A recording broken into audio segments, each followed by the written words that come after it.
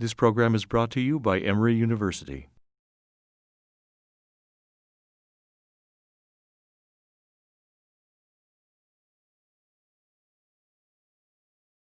This week we'll begin to discuss the 10 classes of abused and addicting drugs. It can be helpful to group these various drugs into classes. If we discover something about one drug in a class, it's reasonable to assume that it will apply to other drugs in the class. Similarly, if a successful treatment is discovered for a given drug, then it may very well apply to other members of that class. So classifying drugs is convenient and has its uses. The 10 different classes of drugs are alcohol, tobacco and nicotine, and it's really nicotine because nicotine is the substance in tobacco that is addicting. Caffeine, cannabis or marijuana, inhalants, opioids, sedatives and anti-anxiety agents such as Xanax, psychostimulants such as cocaine and methamphetamine, hallucinogenic agents such as PCP and LSD, and a last class that is sort of a catch-all that we call other. It won't be possible to talk about every detail of the drugs in these classes, but I'll select some examples and give an overview. As we go on, we'll cover more and more material about these drugs. We can begin with the first class, which is alcohol, a single drug. Alcohol, or ethanol, is the addicting substance in drinks.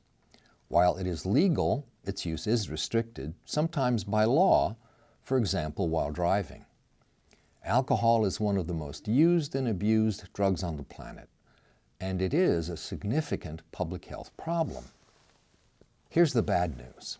In the United States, alcohol ranks third in disease impact, so it is significant. Also in the United States, there are 8 million dependent drinkers. Dependent means that if they stop drinking, they will go into withdrawal and feel very, very bad. A third of all cases of liver disease are associated with alcohol use. Alcohol is the leading cause of traumatic injuries in the Western world. Finally, there's a strong association between alcohol use and other public health and mental health disorders. There's no argument against the idea that alcohol is a public health problem.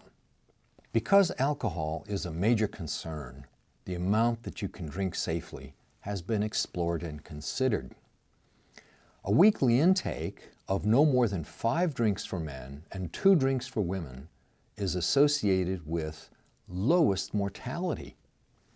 This suggests that a low-level use of alcohol may be, in fact, healthy.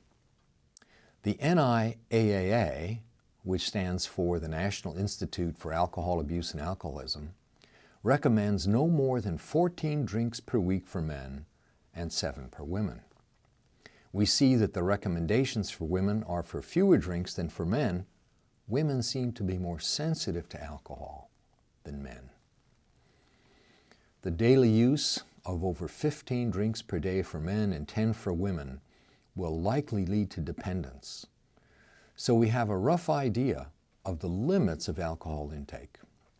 What are the effects of ethanol intake? Like all drugs, the effects observed depend on the dose that's been given.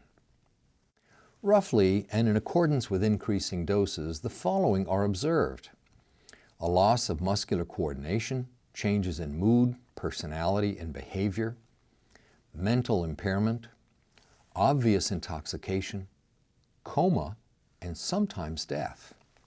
As I've said about drug use in general, many people can walk away from drinking, but many don't, and dependence and addiction develop. This slide suggests that if you drink fairly heavily for a year, then you will have a 14% chance of becoming dependent. If you drink for 5 years, there's a 50% chance you'll become dependent. So it is not a small problem, and the odds that you can get into trouble are significant.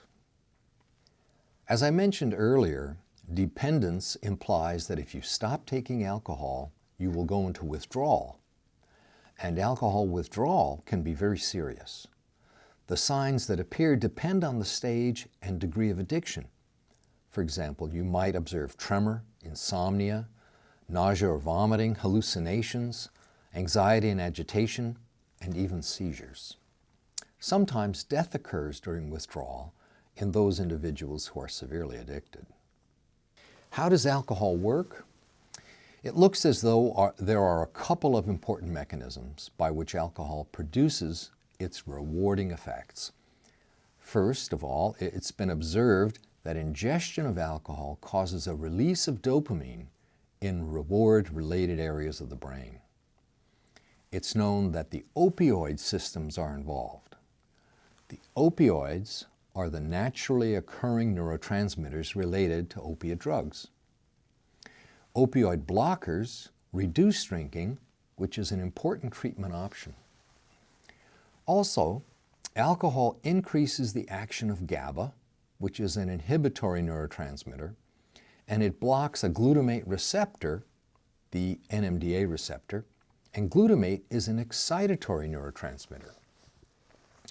So alcohol increases inhibition and decreases excitation, suggesting an overall depression of neuronal activity. This is likely related to the impairment that we commonly witness in people who have taken alcohol. There are other suspected mechanisms of action as well that we won't discuss here. In previous lectures, I've talked about ethanol metabolism. Ethanol is broken down in the body by various enzymes that eventually produce acetate. Acetate is inactive, and so ethanol is metabolized to an inactive substance. 3 standard drinks of any kind in rapid succession can challenge the capacity of metabolism and result in impairment of driving and significant blood alcohol levels. It could take 4 to 5 hours to completely metabolize that amount of alcohol. Spreading out the intake over time would give metabolism more of a chance to keep blood levels lower. Let me summarize what I've talked about. First of all, it's clear that alcohol is a dangerous substance, particularly when consumed in large quantities. Its effects are synergistic or additive with those of other sedatives, and therefore other sedatives such as Xanax or Valium become more dangerous. There's evidence that alcohol produces cell death in the brain. And of course, we know that alcohol produces addiction tolerance and withdrawal. I will talk about treatment in more detail later in the course, but at this point in time, let us simply say that there are effective treatments available. There are medications and support groups, and we know that treatment works. You should be familiar with the website of the National Institute on Alcohol Abuse and Alcoholism. It's an excellent source of information of all kinds. If you have an interest in this area, you may want to go to that site.